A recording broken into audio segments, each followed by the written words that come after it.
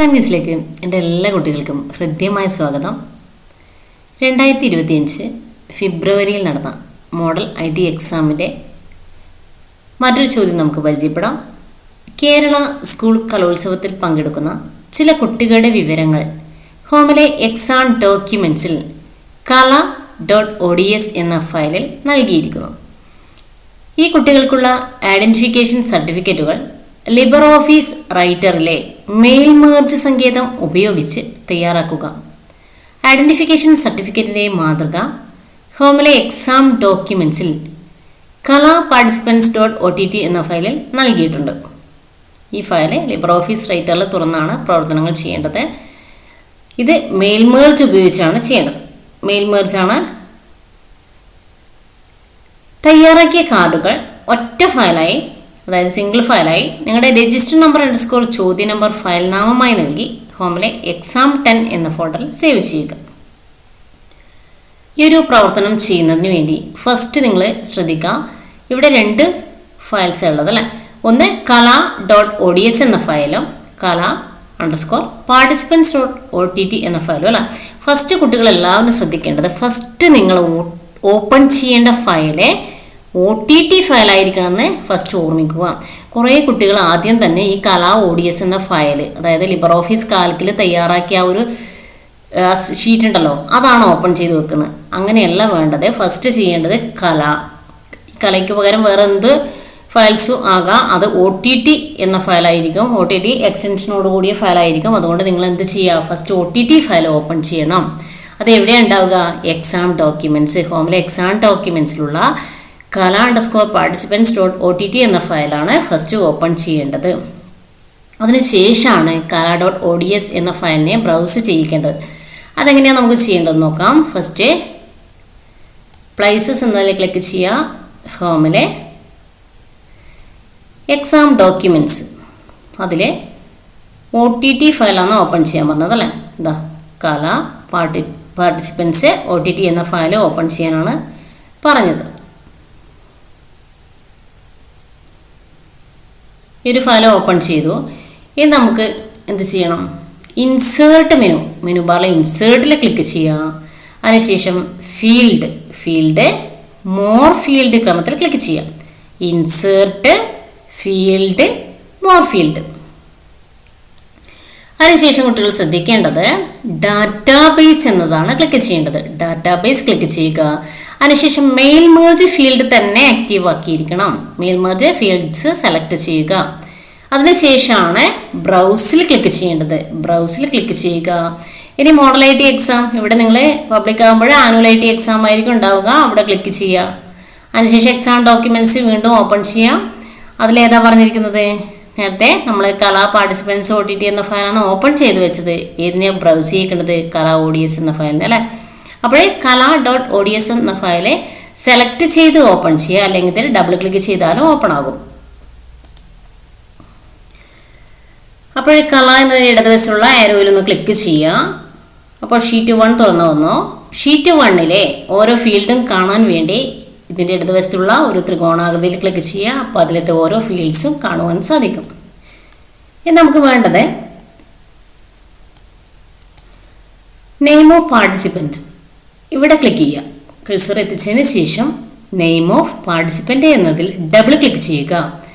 Item click ചെയ്യുക. Item എന്നതിൽ double click ചെയ്യുക. അതുതന്നെ അഡ്മിഷൻ നമ്പർ എന്നതിൻ്റെ വലതുവശത്ത് ക്ലിക്ക് ചെയ്യുക. അഡ്മിഷൻ നമ്പറെ ഡബിൾ ക്ലിക്ക് ചെയ്യുക. ഇതേപോലെ ക്ലിക്ക് ചെയ്യുക. അല്ലെങ്കിൽ ഇത് ഇൻസേർട്ട് ചെയ്താൽ മതി കേട്ടോ. ഡബിൾ ക്ലിക്ക് ചെയ്യുന്നതിന് പകരം സെലക്ട് ചെയ്യുക, ഇൻസേർട്ട് ചെയ്യുക. 2-3 രീതിയിൽ ചെയ്യാൻ പറ്റും അങ്ങനെ. അതിനുശേഷം ഈ ജാലകം ക്ലോസ് ചെയ്യുക. ഇനി നമ്മൾ ഫയൽ മെനുവിൽ പ്രിൻ്റ് ആണ് നൽകേണ്ടത്. മെയിൽ മെർജ് ചെയ്യുമ്പോൾ ശ്രദ്ധിക്കേണ്ടത് ഫയൽ സേവ് അല്ല, ഫയലിൽ പ്രിൻ്റ് നൽകുക.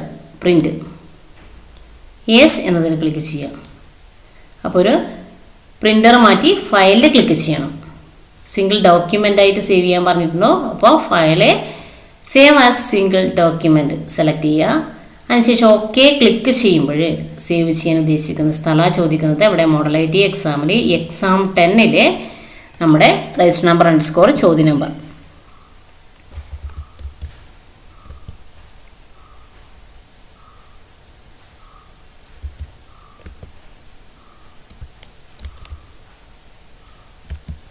രജിസ്റ്റർ നമ്പർ അണ്ടർസ്കോർ ചോദ്യ നമ്പർ കൊടുത്ത് ഏറ്റവും ലാസ്റ്റ് സേവ് ബട്ടൺ പ്രസ് ചെയ്യാം. അപ്പോൾ നമ്മൾ സേവ് ചെയ്ത് വെച്ച ഫയൽ നോക്കാം. ശരിക്കും ഇത് ഒരു ഐഡൻറ്റിഫിക്കേഷൻ സർട്ടിഫിക്കറ്റ് മാത്രമാണുള്ളത് അല്ലേ. അപ്പോൾ നമുക്ക് നോക്കാം. സേവ് ചെയ്ത് വെച്ച ഫയൽ പ്ലേസസ് ഹോമിലെ എക്സാം 10 ഇതാണ് നമ്മൾ സേവ് ചെയ്ത് വെച്ച ഫയൽ.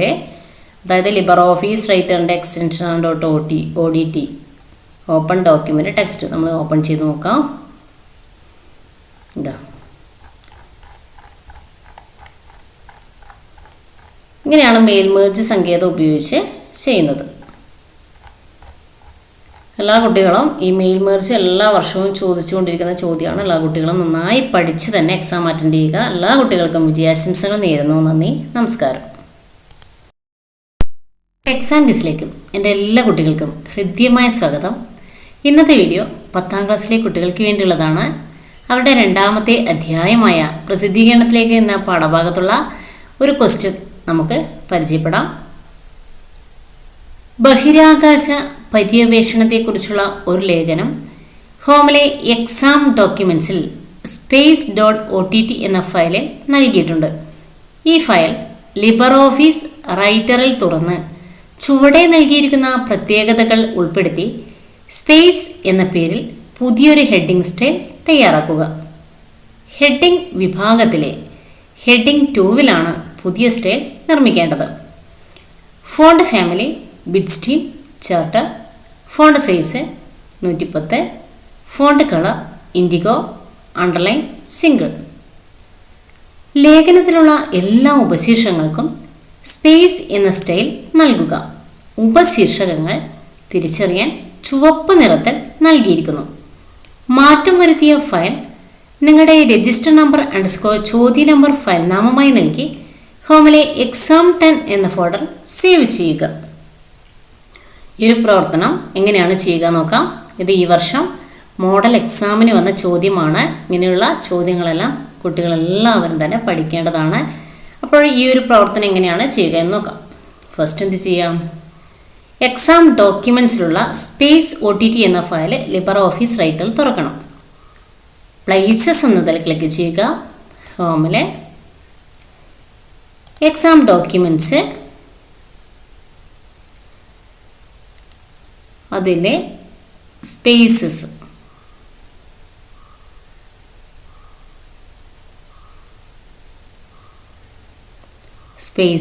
.ott എന്ന ഫയല് ഒന്നുകിൽ ഡബിൾ ക്ലിക്ക് ചെയ്ത് ഓപ്പൺ ചെയ്യുക, അല്ലെങ്കിൽ സെലക്ട് ചെയ്യുക, റൈറ്റ് ക്ലിക്ക് ചെയ്ത് open with Libre Office Writer ക്രമത്തിലും ക്ലിക്ക് ചെയ്യാം.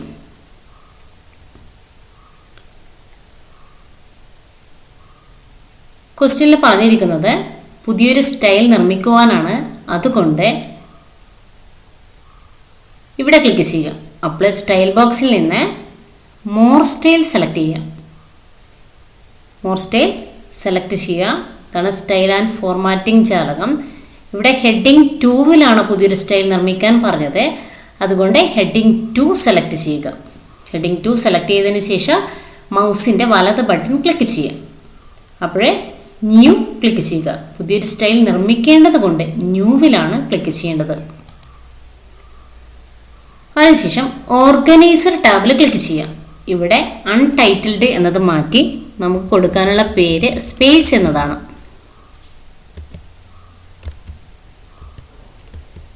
സ്പേസ് എന്ന പേര് നൽകുക. അതിനുശേഷം നമുക്ക് നോക്കാം. ക്വസ്റ്റ്യനിലെ സ്പേസ് എന്ന പേരിൽ പുതിയൊരു സ്റ്റൈൽ നമ്മൾ നിർമ്മിക്കുകയാണ്. ഹെഡിങ് 2-ലാണ് പുതിയ സ്റ്റൈൽ നിർമ്മിക്കേണ്ടത്. Font family Bitstream Charter. Font family Bitstream Charter, font size 110 നമുക്ക് ചെയ്യാം.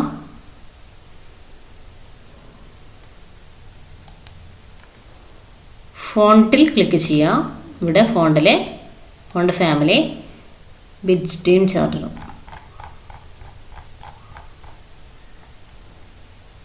ബിറ്റ്സ്റ്റീം Charter, font size 110.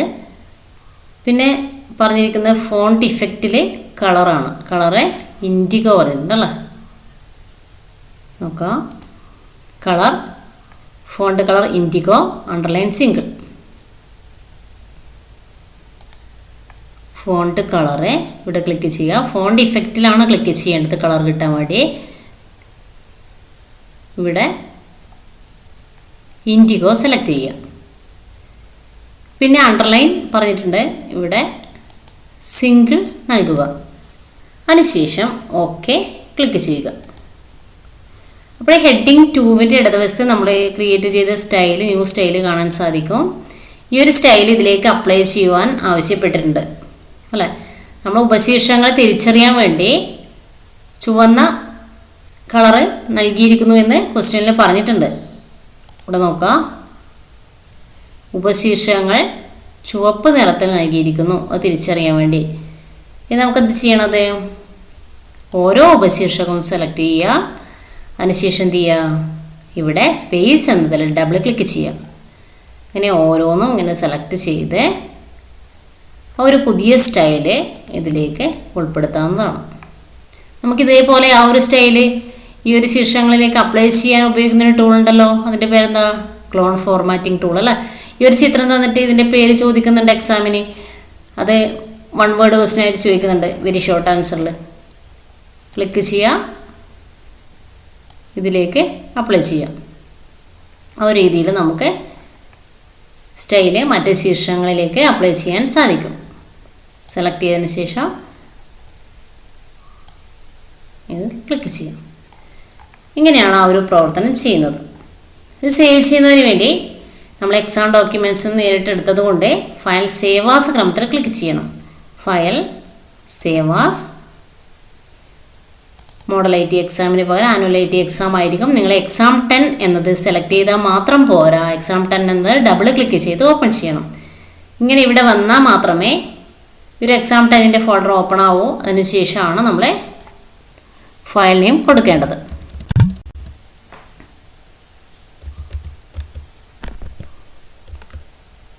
Test number _ ചോദ്യ number.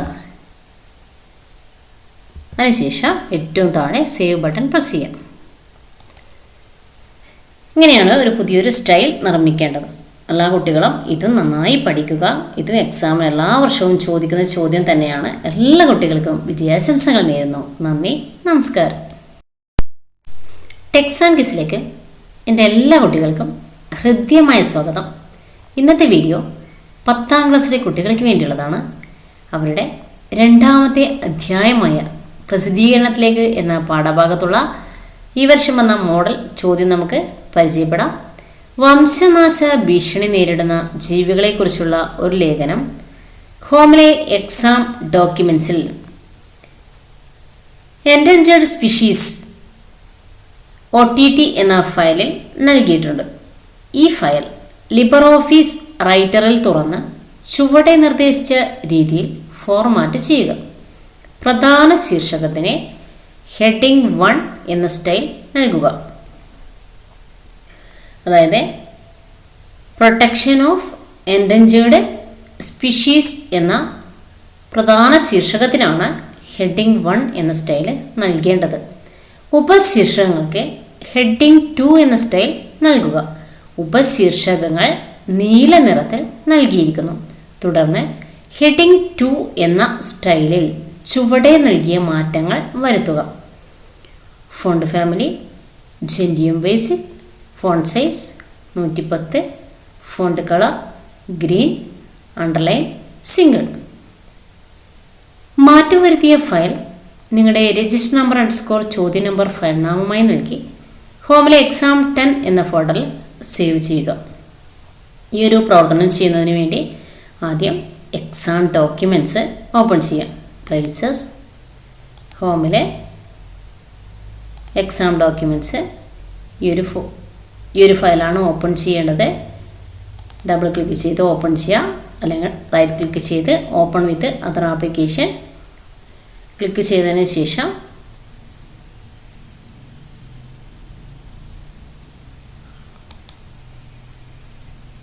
Open with Libre Office writer ക്രമത്തിൽ ക്ലിക്ക് ചെയ്യുക.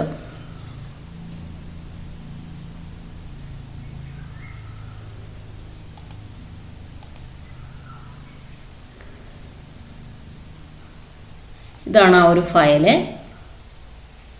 ഫസ്റ്റ് പറഞ്ഞിരിക്കുന്നത് പ്രധാന ശീർഷകത്തിന് ഹെഡിങ് 1 എന്ന സ്റ്റൈൽ നൽകുക. പ്രധാന ശീർഷകത്തിന് ഹെഡിങ് 1 എന്ന സ്റ്റൈൽ നൽകുക. ഇതാണ് പ്രധാനപ്പെട്ട ശീർഷകം. ഇവിടെ അപ്ലൈ സ്റ്റൈൽ ബോക്സിൽ നിന്ന് ഹെഡിങ് 1 എന്ന സ്റ്റൈൽ നൽകുക. പിന്നെ പറഞ്ഞിരിക്കുന്നത് ഉപശീർഷകങ്ങൾക്ക് ഹെഡിങ് 2 എന്ന സ്റ്റൈൽ നൽകുക. ഉപശീർഷകങ്ങളെ തിരിച്ചറിയാൻ നീല നിറത്തിൽ നൽകിയിരിക്കുന്നു. ഉപശീർഷകങ്ങൾ ഇതാണ്, അത് തിരിച്ചറിയാൻ വേണ്ടി നീല നിറം നൽകിയിരിക്കുന്നു എന്നാണ് പറഞ്ഞിരിക്കുന്നത്. അപ്പോൾ ഇവിടെ ഹെഡിങ് 2 എന്ന് നൽകുക. സെലക്ട് ചെയ്യുക, ഹെഡിങ് 2 നൽകുക. അതേപോലെ തന്നെ നമ്മൾ നേരത്തെ പറഞ്ഞതാണ്, ക്ലോൺ ഫോർമാറ്റിംഗ് ടൂൾ ഉപയോഗിച്ച് നമുക്ക് ആ ഒരു സ്റ്റൈല് മറ്റ് ശീർഷകങ്ങളിലേക്കും അപ്ലൈ ചെയ്യാൻ സാധിക്കുമെന്ന് പറഞ്ഞതാണ്.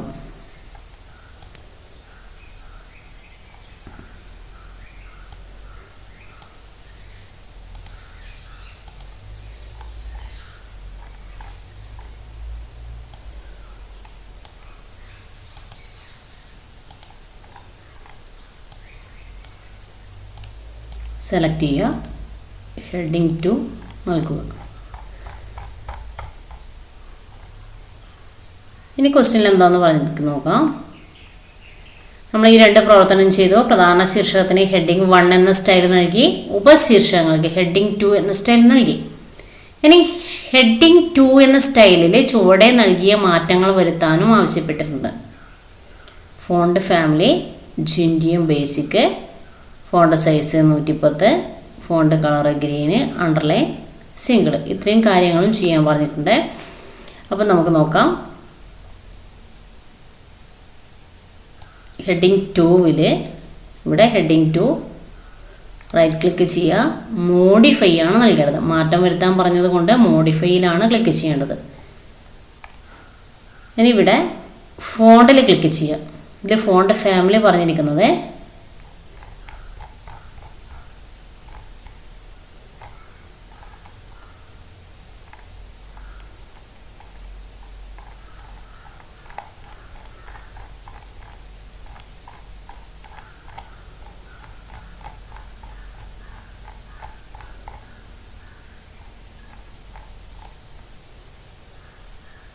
ഇതാണ് ജിൻഡിയം ബേസിക്.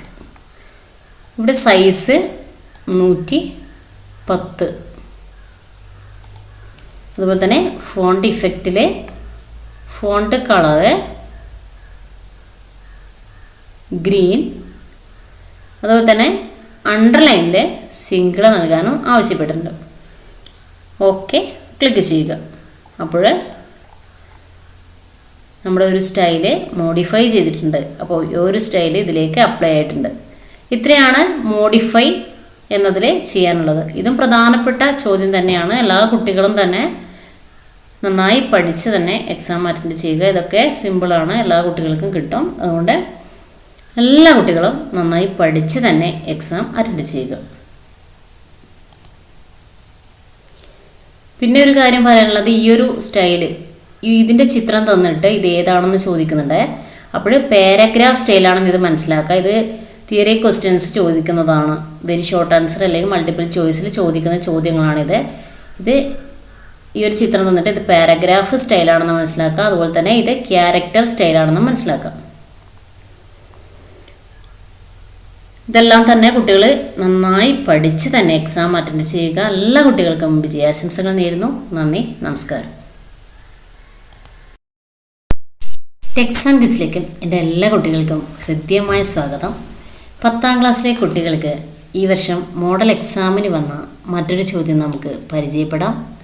അതായത് ഉള്ളടക്ക പട്ടിക എങ്ങനെയാണ് തയ്യാറാക്കുക എന്ന് നോക്കാം. ഇതിൻ്റെ ചോദ്യം നോക്കാം.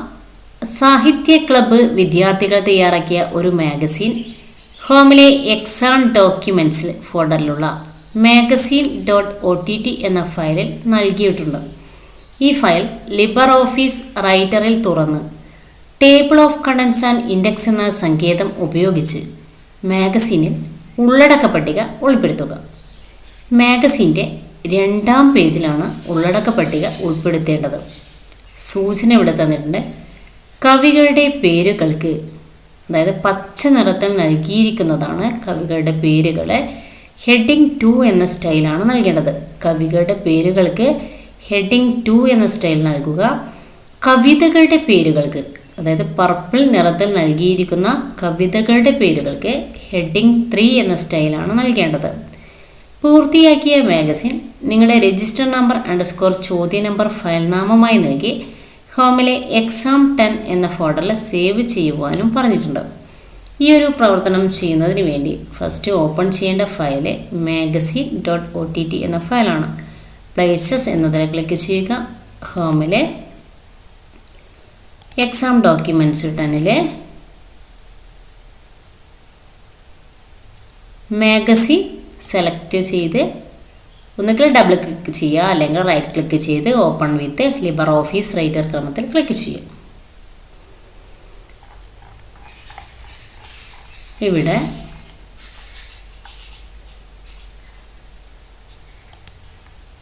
കവികളുടെ പേരുകൾക്ക് ഹെഡിങ് 2 എന്ന സ്റ്റൈൽ നൽകാനാണ് പറഞ്ഞത്. കവികളുടെ പേരുകൾക്ക് ഹെഡിങ് 2 എന്ന സ്റ്റൈൽ നൽകുക. രവീന്ദ്രനാഥ ടാഗോർ സെലക്ട് ചെയ്യുക. ആ കവികളുടെ പേരുകൾ തിരിച്ചറിയാൻ വേണ്ടി പച്ച നിറത്തിൽ നൽകിയിരിക്കുന്നു എന്ന് പറഞ്ഞിട്ടുണ്ട്. ഹെഡിങ് 2 എന്ന സ്റ്റൈൽ നൽകുക.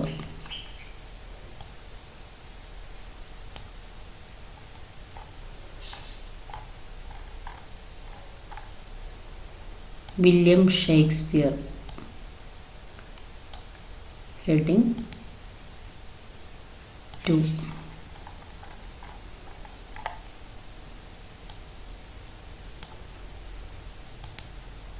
ഇതുപോലെ ഓരോ കവികളുടെ പേരും സെലക്ട് ചെയ്ത് ഹെഡിങ് 2 നൽകുക. പിന്നെ കവിതകളുടെ പേരുകൾ പിങ്ക് നിറത്തിൽ നൽകിയിരിക്കുന്നു. ആ ഒരു കവിതകളുടെ പേര് സെലക്ട് ചെയ്ത് ഹെഡിങ് 3 എന്ന സ്റ്റൈൽ നൽകാനാണ് പറഞ്ഞിരിക്കുന്നത്. ഹെഡിങ് 3 എന്ന സ്റ്റൈല് നൽകുക.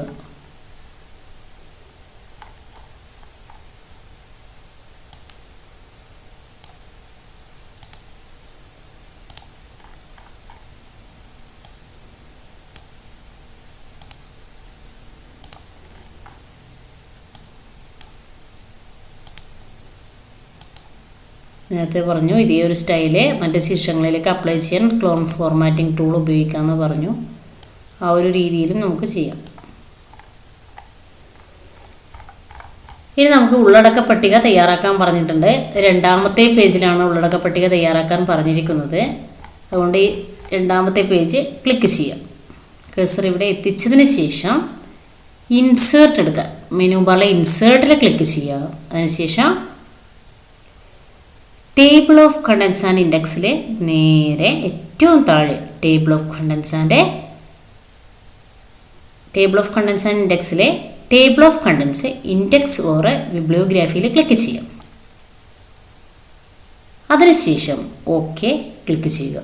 അപ്പോൾ ഉള്ളടക്ക പട്ടിക ദൃശ്യമായതായി കാണാൻ സാധിക്കും. ഇതും എല്ലാ വർഷവും ചോദിച്ചുകൊണ്ടിരിക്കുന്ന ചോദ്യം തന്നെയാണ്. കുട്ടികളെല്ലാവരും തന്നെ നന്നായി പഠിച്ച് തന്നെ എക്സാം അറ്റൻഡ് ചെയ്യുക. എല്ലാ കുട്ടികൾക്കും വിജയാശംസകൾ നേരുന്നു. നന്ദി, നമസ്കാരം.